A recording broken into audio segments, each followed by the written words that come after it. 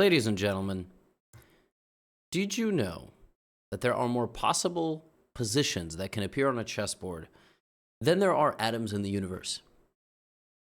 Sounds like hyperbole. It's not. Not by any personal evidence that I've tried to figure out or prove. That would take way too long. That's just what they say. Now, the good thing about that is I only make content about chess. So my content is permanent. My content is in abundance. It never runs out. And what I'll be bringing you today is something I'm conflicted about. You can choose a name. Do we call it the Thug Life opening? Do we call it the Disrespect Gambit? This was a game played in the German Bundesliga. Many of you might watch soccer or football. Bundesliga is a very big deal. And in chess, it is no different. Where a grandmaster played one of the most disrespectful openings I've seen in recent memory against the Sicilian defense, which is a very, very, very good opening with the black pieces. Some would call it the Rolls Royce of chess openings with the black pieces. And white won in brutal fashion. So I'd like to share this game with you because that's what we do on this channel. That's all. That's the introduction. You know, sometimes in the intro, I tell you that things are coming up and, you know, buy something or promote something. Not today. We're going to take a break from that. Hope everybody's having a good Saturday if you watch this on Saturday. And if you watch this in the future, well, if you watch it in the future on a Saturday, hopefully your Saturday is good, but hopefully you're just having a great time. Now, our protagonist is Rustam Kasimdzhanov. In Uzbekistan, and he is Uzbek, this is spelled completely differently. It's spelled with a Q. It's spelled Kosimdzhanov. And his opponent is Amin Tabatabai, one of the strongest Iranian grandmasters in the world. Now, if you don't know who Rustam Kasimdzhanov is, legendary player. He actually was a world champion back when the world championship title was split in two. He also helped Vishwanathan Anand for 3 World Chess Championship matches. He also has worked with Fabiano Caruana, so he is a legend of the game, a gem from Uzbekistan, you know, before the likes of Nodirbek Abdusatorov and all those boys. So in this game, Rustam opened with the move e4, and black played c5. Very normal stuff. Until the second move, when Kasimdzhanov played the move a4.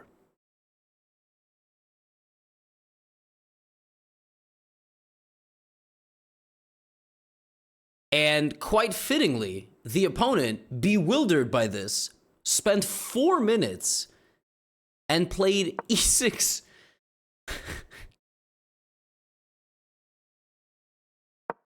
A4 is crazy. A4 is like, if you look at the database, A4 is, it's not there. I mean, white can play like 12 things in this, you know, knight f3, knight c3. White has even played knight a3. A3, B3, C3, D4, F4, G3, even bishop E2 has been played. A4 is bananas. It's bananas. It's not a move. It's not a move. And I don't even know how to explain this move. I mean, you know, the one way I can explain this is that black sometimes likes to expand on the queen side, and now they can't do that so easily. By the way, if you'd like to play this opening against anything else, I actually think it's better not to start with A4. A4 is direct. By the way, if you play online and you play A4, your opponent might abort the game because they think, oh, you're going to disrespect me. It's actually evil genius to play this, get a move out of the opponent, and then play A4. By the way, against E5, it's probably slightly less good, but you can just play it anyway, and then play a totally normal game. Knight C3, knight F3. You know, there's actually an opening in chess called the 4 knights, like this, and then here white can play A4. I mean, it's absurd. Like, if you play A4 on the second move, your opponents will physically recoil. It is psychological warfare at the highest order. And when black plays E6, he's showing you that he wants to play for D5. And so here, Kasimdzhanov plays F4. Still, he hasn't thought. I mean, this is prep. This is absurd. Absurd. Knight C6, knight F3, black plays D5. And Kasimdzhanov shows you the idea here by playing D3. And the point is, he wants to lose the right to castle. He wants this to happen because a4 suppresses this side of the board. And actually, furthermore, you can play a5 sometimes, and you're taking away key squares, and then you have knight c3, knight b5, knight here, and if black ever plays a6, the b6 square is weak, and you have access to it via b2, d2, c4, and b6. I mean, this is some wicked stuff. If you want to try something, you want to play like one of the best players ever, Kasimdzhanov. I mean, I'm not talking top 10, but like in his generation, he was a monster. I mean, look no further than this. This is some otherworldly level of disrespect. Tabatabai plays bishop e7 because he's like, I don't know what's going on. Kasimdzhanov plays bishop e2, and they both castle. Now, this setup is seen against the Sicilian defense in something called the Grand Prix, with knight c3 and then f4. This is called the Grand Prix attack, or the close Sicilian defense. It's a very interesting opening. And this kind of structure is seen here, except white has not actually committed the knight to c3. And this pawn is just on a4. I mean, at the moment, the pawn is just looking like a total waste of time and a pure level of disrespect. Chess level of disrespect. Now, Kasimdzhanov plays knight to e5. And the point is that if this trade happens, now white threatens to shatter the black pawn structure and open up the king. So rather than engaging in this, we have knight d4, and black is looking to grab the bishop because traditional wisdom tells you having the bishop pair is good. And here, white plays knight c3. Black plays f6, kicking out the knight. White plays knight back to f3. Black takes the bishop, white takes, and now we have the following position on the board. So black has the two bishops and a very strange pawn structure, but probably this knight is going to come back to f7, and then black is going to try to advance with the pawns. White, in the meantime, is going to obviously try to play where he has more space. e5, f5 are critical ideas. Another critical idea here is to get the king off of the diagonal, because you open the king when you move the f-pawn. So you're going to see moves like king to h1. Maybe not now, but at a certain point. And by the way, in these opposite side attacking positions, remember I just showed you the Grand Prix attack, black likes to do this. In fact, one of black's methodologies of playing against the Grand Prix is to play a6 and then b5. This has been played a lot. So now you're actually starting to see that as ludicrous as this looks, it's sort of rooted in relatively decent fundamentals. Tabatabai plays the knight back to f7, and white plays knight f2, and in case it's not obvious, right, white wants to start some sort of attack, either with these pawns or with the g and h pawns. This is white's plan. That's where he has more space. That's where he has transferred his two knights. Black, meanwhile, plays b6. Right? He still can't activate all his pieces. White plays bishop d2, just a useful move. You obviously fight for this, but more than anything, your rooks are now connected. This is sort of a move asking black what he wants. Black plays queen d7. Also not really showing you what he wants. The pawn is a target. And here, Kasimdzhanov finds the best plan. Now, you ask me, I'm thinking to push my pawns, but that might be a little bit hasty. Kasimdzhanov plays knight to h1, and this kind of shows you why he was a world champion in his heyday. Knight h1 is a crazy move, trying to reroute to g3, getting in the way of your pawns, but supporting a little bit more actively. And here, Tabatabai senses that an attack is coming, so he plays f5 himself, basically asking a very big question for white. Do you take? Do you ignore? Do you push? If you push, look at this, right? Very instructive moment. Black is the only one on the board with a light squared bishop, so obviously he is playing on the light squares. So you can keep that in mind. If you have only one color bishop, you got to be careful, right, of the opposite color. If you put the pawns on the dark squares, your dark squared bishop is unhappy, and this light squared bishop suddenly becomes a monster.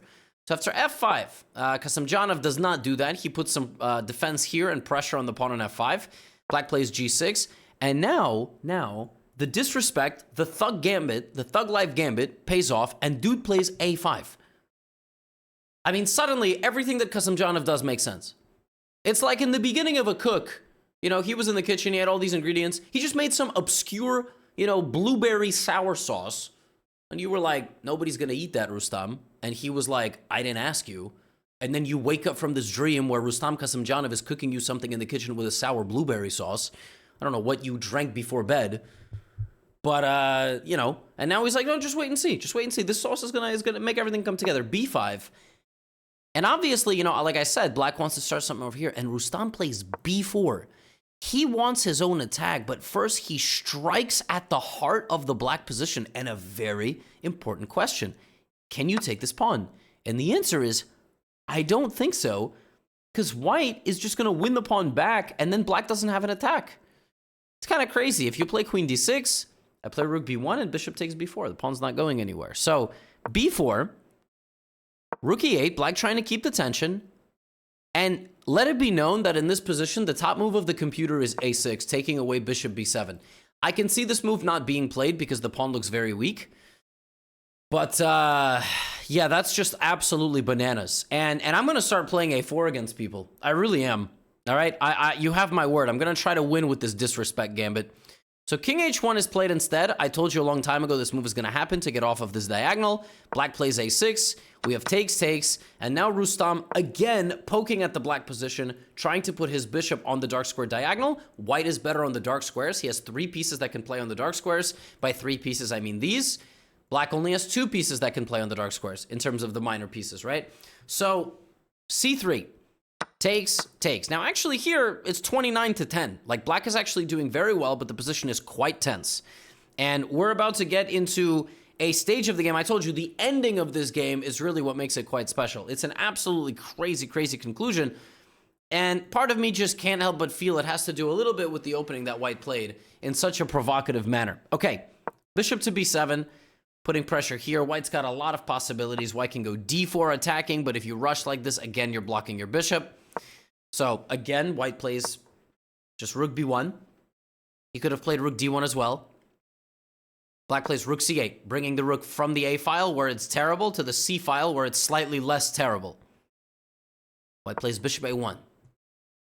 This is why bishops are sometimes argued to be worth more than 3 points. That does not feel like a 3-point bishop. That bishop sees the entire board, and after queen b2, they have a one-way ticket to g7, which is checkmate. Which is why in this position, Tabatabai preemptively backs up, opening up his c-file. White plays queen b2. Now these 2 squares are under watch. Both of those squares would be a checkmate if not for that one piece blocking, right? The knight or the bishop. But if you're watching carefully, this is just a free pawn. At this point, Rustam Kasimdzhanov does his best poker player impression and goes all in, giving up the pawn on d3. If you can get one of these pieces to leave, you're going to win the game. If you can't, you're probably going to lose. So, black is attacking the center. White plays rook d1 attacking the queen.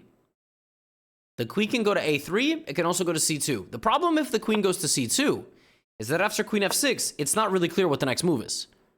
The engine thinks that rook c7 and black maintains an advantage. You know what I mean? So instead of that, we have queen a3, still queen f6, but now queen e7. Now queen b2, and now a very important question.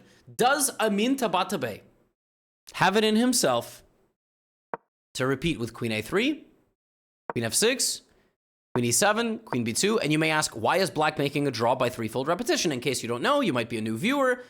In chess, if you repeat the position 3 times, the game ends in a draw. That's just, you know, a rule. So the game doesn't go on forever and ever and ever. Why would black do this? Well, actually, once the queen arrives on f6, it's a very tough position for black. White's got a lot of threats. White's got ideas like knight g5. White has ideas, not like you're not going to play this move right away, but for example, knight e5, queen e5. I mean, a lot of threats. Very unpleasant. So after queen f6, queen e7, Tabatabai has to make a decision. But let's keep in mind, if we back up 28 moves, this was the opening. And part of me feels like if an opponent plays a4 against you, you're just going to want to win. You're just going to want to win. Which is why Tabatabai, in this position, decided, no, I'm not going to make a draw. I don't think I'm any worse. Rook c4. Now, there was a move here. b4. And the idea of b4 is to play rook c3, which is kind of wild. And just block the diagonal here. And it's not as bad as it looks, but sometimes it will involve, sometimes it will involve the sacrificing of the rook for the bishop, but that's not very easy to do. So rook c4 is the move Tabatabai chooses. Now we have pawn takes f5 opening up the black king. Right? Now you got to decide. If you play gf5, this is very simple. I put my knight on h5, I play knight f6, probably you resign. But if e takes f5, it's not so clear. How does white get in? Well, I think white gets in like this, and all of a sudden, between the threat of getting mated and losing material, the only move here is bishop e4, And I mean, it looks terrifying here for black, but it's not. It's not terrifying. It's actually okay. You do survive. But I think Tabatabai was a little bit disturbed here, so he was like, I don't want this knight to participate. Bishop takes f3, removing it from the board. Now, if white plays rook takes f3, which, of course, very natural move, because next you move the knight somewhere, and then you put the rook here and attack. The position is fine. But I think what Tabatabai significantly and gravely overlooked was the pawn taking the bishop. It's very counterintuitive to triple your pawns. They look horrific. Nobody wants to do that. Well, now the rook has immediate access to this file. If gf5, we already know knight h5. But if ef5, here's the problem. Knight h5 anyway. And when moves like this appear on a chessboard, when moves that look completely impossible to get played, it's like the sky falls. When the sky falls. I can't sing, but probably one of the best Bond theme songs. That's a very controversial take. There's so many Bond movies. Everybody likes different ones. The older audience likes the old James Bond. I really like the Daniel Craig James Bond. I cried in the movie theater in the last movie. I'm not going to tell you why in case you haven't seen it. I'm not going to spoil it. But yeah, I was crying. I was like, I felt like a part of my life, of my childhood, was gone. I mean, I felt that over many things, but that movie existed. That movie series of Daniel Craig, James Bond existed like since I was maybe 13 years old.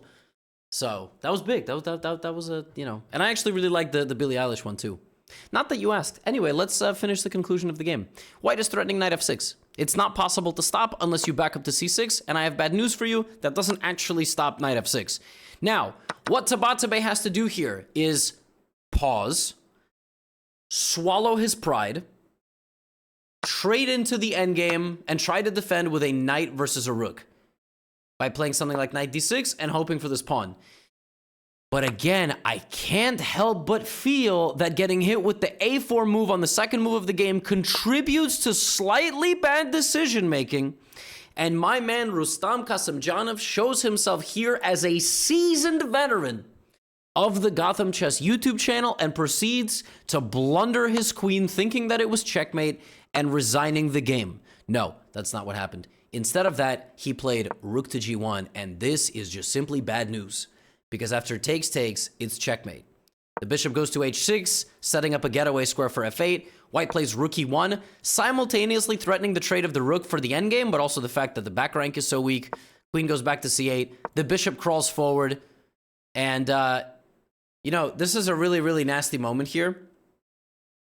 Black plays b4. And white sacrifices the rook on g6. And black resigns. Black resigns after the sacrifice because after pawn takes, queen takes, the king has no escape. If the bishop blocks its mate, and if king f8, your own pawn that you offered for capture is your downfall. And here black is just totally lost. He will get obliterated on these diagonals and have to lose the game. I mean, I can't believe this dude won a game like this. I feel like somebody bet Rustam Kasimdzhanov before this game that he would not play this. And credit to Tabatabai for fighting, but oh my goodness! I mean, I gotta give this a shot. This was chaos. This was nonsense. And now I gotta start thinking like, can I just play this against every opening? Like you play a Carl Khan player, you go a4. I mean, this is just. And then after d5, you just play like the advanced variation, and the pawn is just here. And maybe in the future, you're actually gonna use it to mess up the structure. E4, you know, what if the opponent plays the, you know, the Scandinavian? Well, here, A4 might be a little bit too much, but I got news for you. How about takes, and A4? I mean, why not? Worst comes to worst, the position is minus 0.1 for black. This is crazy. When I saw this game, and then on top of that, like, you know, the brutal conclusion to it, with the sacrifice of the rook in front of the king, I was like, I gotta show this to everybody, all right? So, I hope you enjoyed, yeah, more fun chess content coming your way. In about a week, I am going to Stockholm, Sweden to play my own chess match. That should be a lot of fun, so hopefully you guys all follow along. There's a link in the description. The games will start at 3 p.m. European time, 9 a.m. New York time. Yeah, but stay tuned for that, and wherever you are in the big wide world, hope you're having a good one. Get out of here.